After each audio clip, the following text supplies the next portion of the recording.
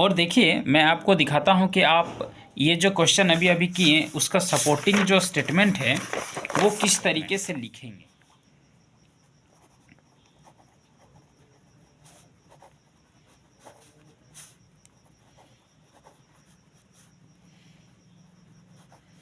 ये लिख दिए और लिखने के बाद में आपको ये लिख देना है। जैसे क्या है, हर आइज वेर फेयर, ये लिख दिया। और उसके बाद में एंड वेरी फेयर, ये भी लिखा। और उसके बाद में her beauty made me glad.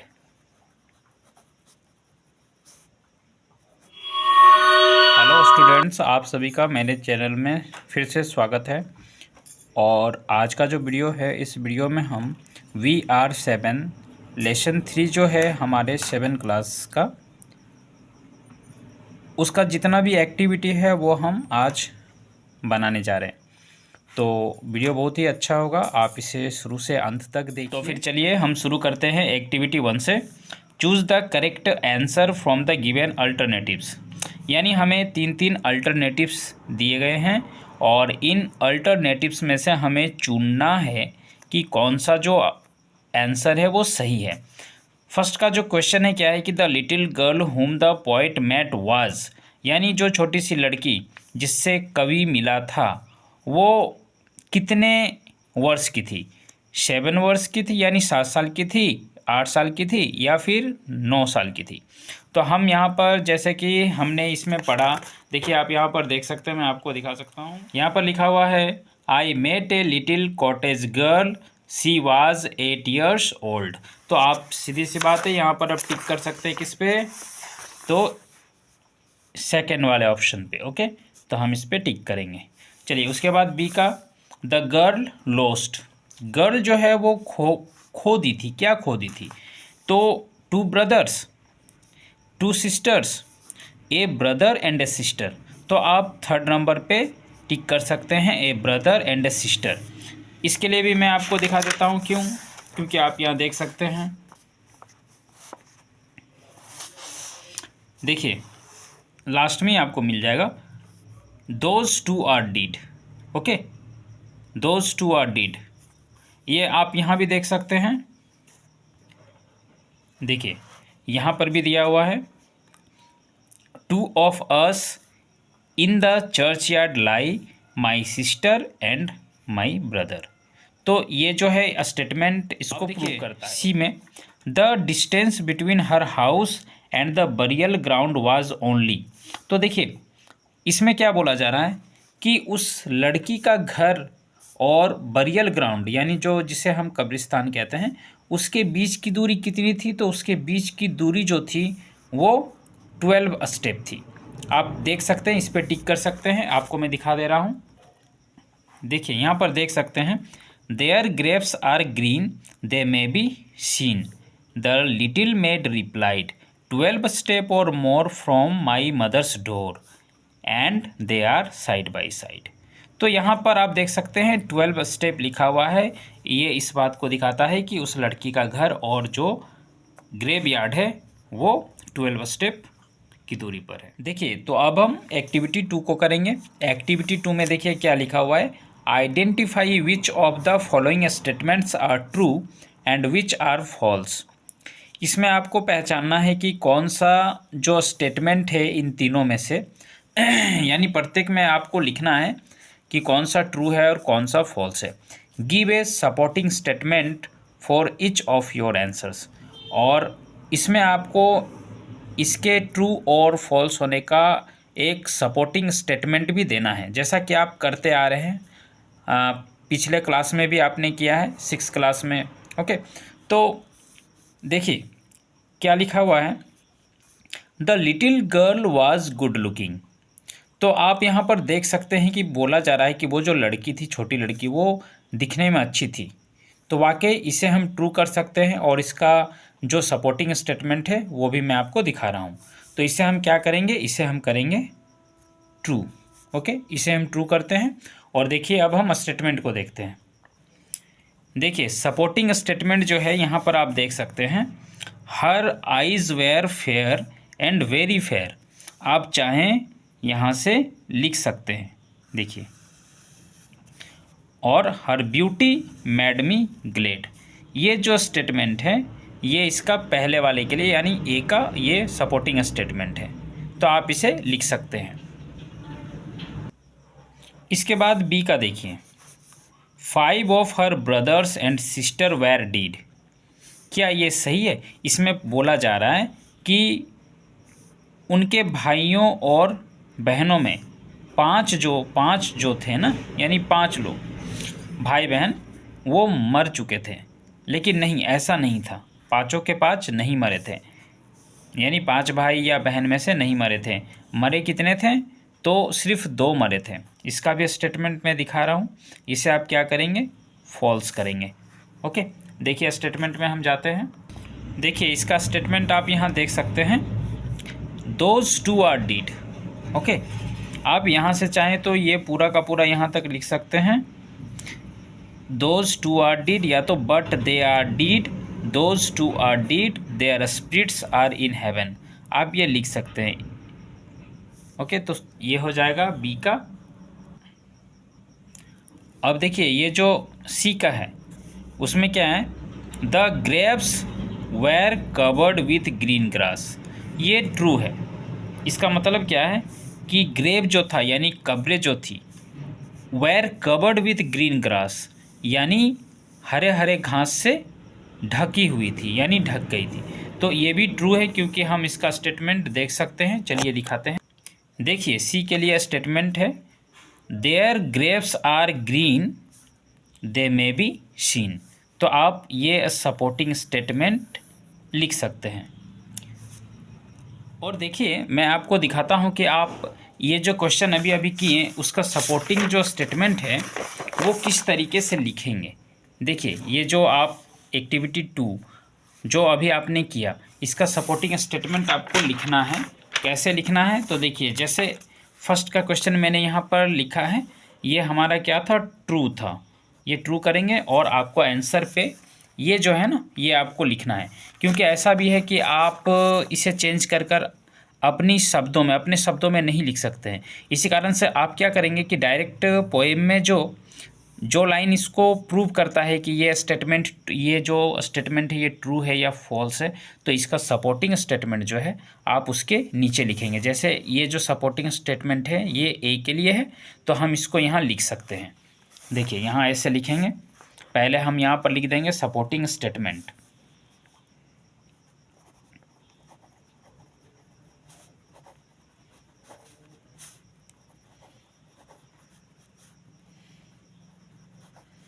ये लिख दिए और लिखने के बाद में आपको ये लिख देना है। जैसे क्या है, हर आइज वेर फेयर, ये लिख दिया। और उसके बाद में एंड वेरी फेयर, ये भी लिखा। और उसके बाद में her beauty made me Glade.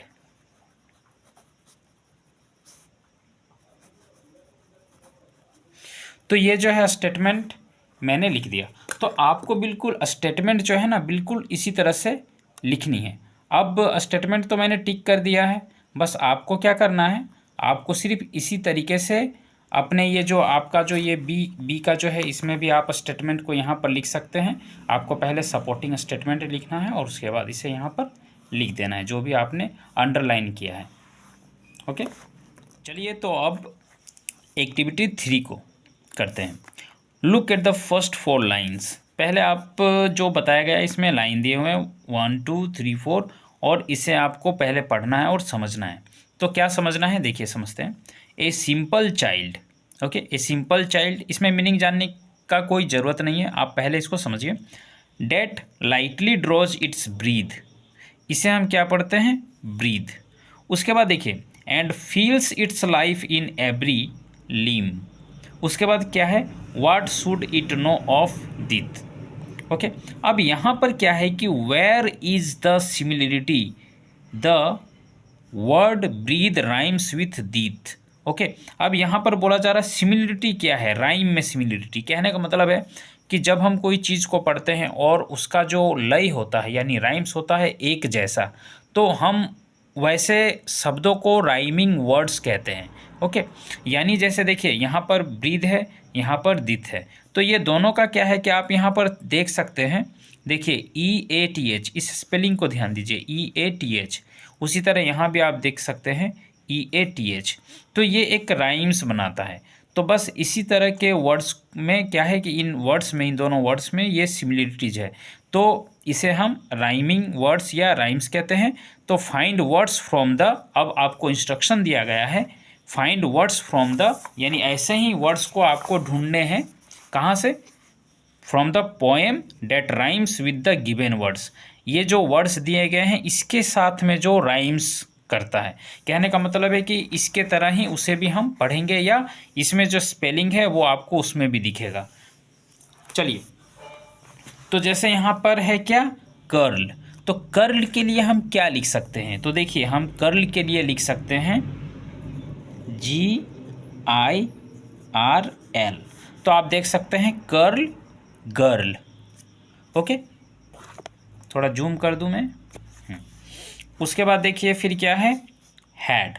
तो हेड के लिए हम क्या लिख सकते हैं? यहाँ पर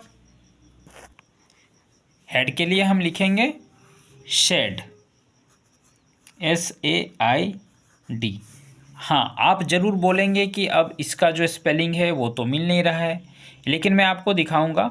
ये सिर्फ स्पेलिंग मिले ऐसा ही कोई बात नहीं है, और अगर स्पेलिंग की भी बात हो तो ये लास्ट में D है, यहाँ भी D है। ओके, और पढ़ के इसे आप समझिए, हेड, ये है हेड और ये है सैड। ओके, तो इस तरह को भी हम राइमिंग कहते हैं। और अब आप देखना चाहेंगे कि ये हम कैसे लिख रहे हैं या कैसे लिख सकते हैं पोएम से, खुद से, स्वयं से। तो इसके लिए मैं आपको दिखा रहा हूँ।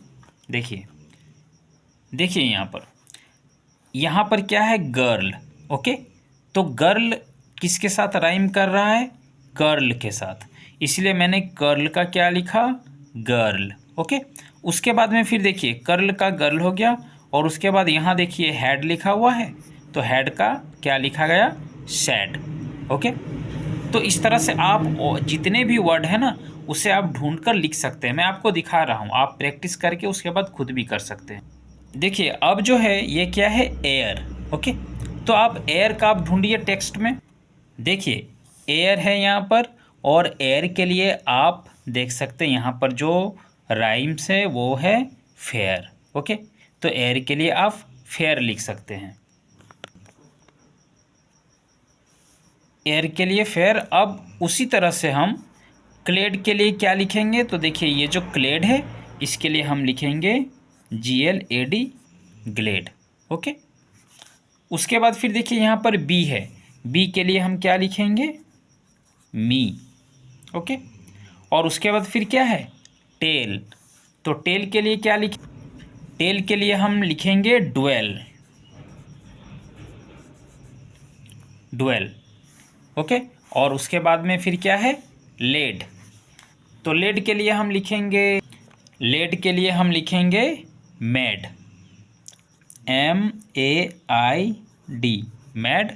और फिर लास्ट में जो है हेवन, इसके लिए हम लिखेंगे SEVEN, 7। तो ये हमारा एक्टिविटी 3 जो है वो कंप्लीट हो गया है। आप, मैंने इसे टेक्स्ट से ही लिखा है, आप इसे ढूंढ सकते हैं, इस पोएम में ढूंढ सकते हैं। आपको क्लेड का ग्लेड मिलेगा, बी का मी मिलेगा, टेल का ड्वेल मिलेगा, लेड का मैड और हेवन का 7 मिलेगा। हाँ, ऐसा नहीं है कि इसका जो राइम है वो 7 ही होगा और मैड ही सिर्फ होगा, नहीं। आपको इंस्ट्रक्शन दिया गया था टेक्स्ट से लिखने के लिए। ओके, इसीलिए मैंने ये लिखा, लेकिन अगर कुछ भी लिखने को कहा जाता तो आप कुछ और भी लिख सकते थे। ओके, तो चलिए अब हम नेक्स्ट एक्टिविटी 4 को करते हैं, और इसमें हमें क्या करना है, आंसर द फॉलोइंग क्वेश्चंस। इसमें हमें आंसर लिखना है, कुछ क्वेश्चन दिए हुए हैं। तो पहला जो क्वेश्चन है वो क्या है, pick out the expressions that describe the appearance of the girl. यानी हमें उस एक्सप्रेशन को इस पोएम में से चुनना है जो गर्ल के अपीयरेंस को डिस्क्राइब करता है, यानी दिखाता है कि गर्ल कैसी थी। ओके, तो चलिए अब टेक्स्ट से ही इसे हम ढूंढते हैं। देखिए, सबसे पहला तो हमें यहाँ से लिखना है 2 line. Her hair was thick with many a girl. Her hair was thick with many a girl that clustered round her head. ये आपको 2 लाइन लिखना है, और उसके बाद और क्या लिखना है, उसके बाद आपको लिखना है she had a rustic woodland air, ये भी लिखना है। And she was wildly clad, her eyes were fair and very fair, her beauty made me glad. Okay, तो इस लाइन को अगर आप चाहें तो छोड़ भी सकते हैं, लेकिन आपको यहाँ तक लिखना है। ओके, तो आप इस साइड में देखें, इस साइड में आपको 2 लाइन, ओके, और इस साइड में आपको ये 3 लाइन ये लिखना है। तो यही आपका फर्स्ट का क्या होगा, आंसर होगा। दूसरा जो है यानी बी, वो क्या है, with home did the girl live, यानी जो छोटी लड़की थी वो किसके साथ रहती थी। आप इसका आंसर लिख सकते हैं, मैं लिख दे रहा हूँ यहीं पर। तो लिखते हैं the girl lived with her mother। ये आप लिख सकते हैं इसका answer, the girl lived with her mother। देखिए,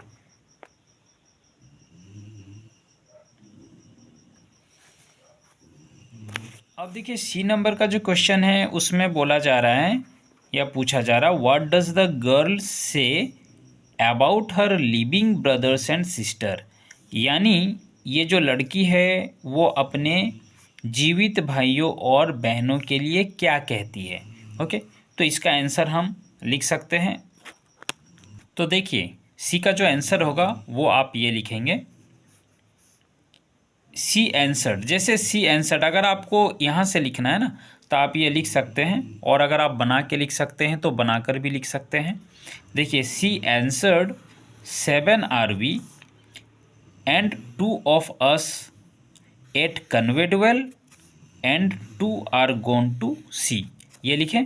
और उसके बाद 2 of us in the churchyard lie my sister and my brother. Okay, तो इतना ही है कि जो ये जो लड़की है अपने भाइयों और बहनों के लिए जो कहती है, यही कहती है कि 7 जो है हम सभी हैं, जिसमें से क्या है कि 2 जो है वो कन्वे में रहते हैं, एंड 2 आर गोन टू सी, और 2 जो है वो समुद्र में गए हुए हैं। 2 of us in the churchyard lie, और फिर चर्च यार्ड में लेटे हुए हैं उनमें से 2, एक बहन और भाई। और लास्ट में फिर क्या है कि अपने बारे में बताते कि and in the churchyard cottage I dwell near them. Okay, तो ये आपको, तो आप इसे आंसर में लिख सकते हैं। ओके, ये आपका सी के लिए है। और अब जो एक्टिविटी 4 का लास्ट क्वेश्चन जो है वो है डी, जिसमें पूछा गया है वाई डज द गर्ल से वी आर 7, वो लड़की क्यों कहती है कि हम 7 हैं। तो इसका आंसर जो है हम लिख के दिखाते हैं, क्योंकि इसका आंसर तो आपको टेक्स्ट में मिलेगा नहीं। तो चलिए इसे लिखते हैं। देखिए, ये जो हमारा डी का क्वेश्चन था इसमें पूछा गया है वाई डज द गर्ल से वी आर 7, लड़की क्यों कहती है कि हम सभी 7 हैं, जबकि हमने पोइम में पढ़ा कि वे 7 नहीं 5 ही है। ओके, क्योंकि 2 तो मर चुके हैं। तो इसमें आपको क्या लिखना है आंसर में, देखिए हम आंसर को लिखते हैं, लिखेंगे the girl does not know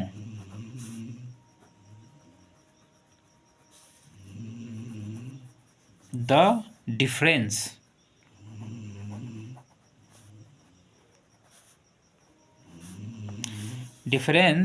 between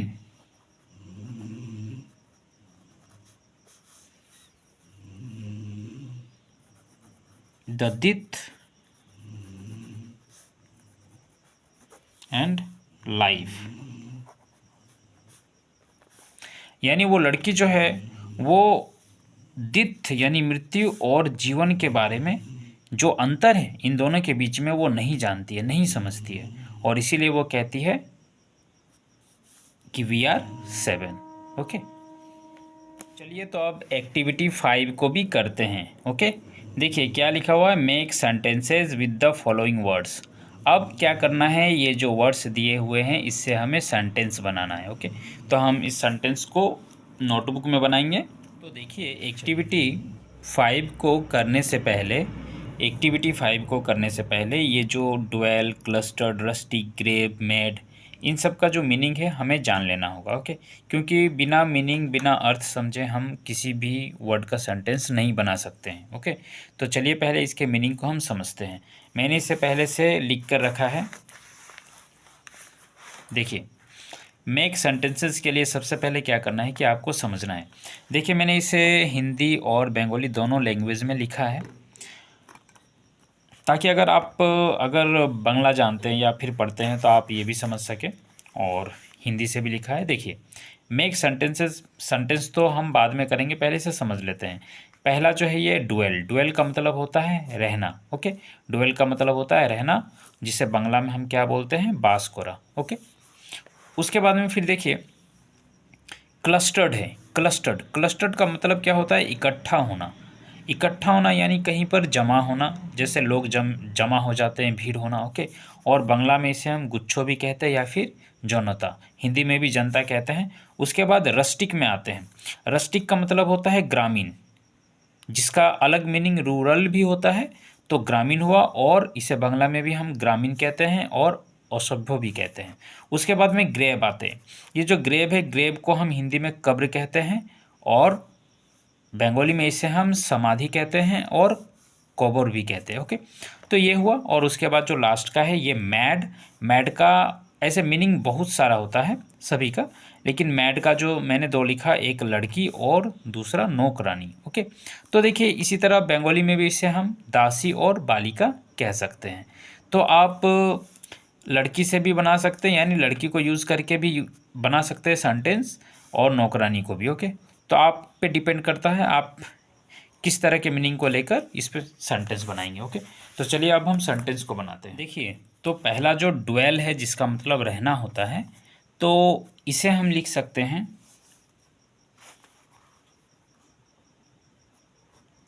I dwell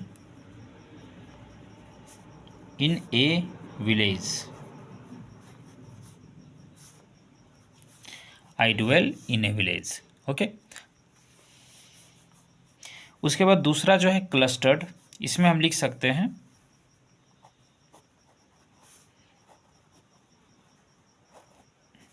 the boys clustered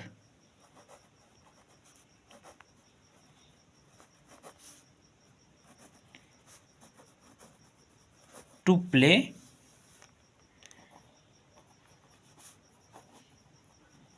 the game. Rustic का देखिए क्या लिखेंगे, she is a rustic, she is a rustic girl. और उसके बाद ग्रेव। देखिए बहुत ही इजी सेंटेंस लिखेंगे, that is a grave. Okay, और उसके बाद ये जो लास्ट का मैड है, इसे हम लिख सकते हैं सी इज ए मैड। ओके, तो बहुत ही आसान तरीके से मैंने सेंटेंस को लिखा है। आप इन्हीं सेंटेंस को अभी लिख सकते हैं, यूज कर सकते हैं, और भी डिफ़िकल्ट सेंटेंस लिखे जा सकते हैं, लेकिन हमें सीखने के लिए पहले स्टार्टिंग में जो सिंपल सेंटेंस होते हैं उसे ही लिखना चाहिए। ये इजी भी होता है और बहुत आसानी से हम इसे लिख भी सकते हैं।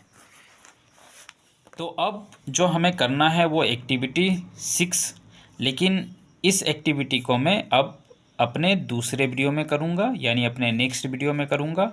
तो अब तक का जो मैंने एक्टिविटी किया है, अगर वो आपको पसंद आया तो प्लीज़ आप मुझे कमेंट करें, कुछ तो कमेंट ज़रूर करें, और अगर आप मेरे चैनल पे नए हैं तो प्लीज़ मेरे चैनल को सब्सक्राइब करें, मुझे सपोर्ट करें। ओके, और देखने के लिए बहुत बहुत आपका धन्यवाद।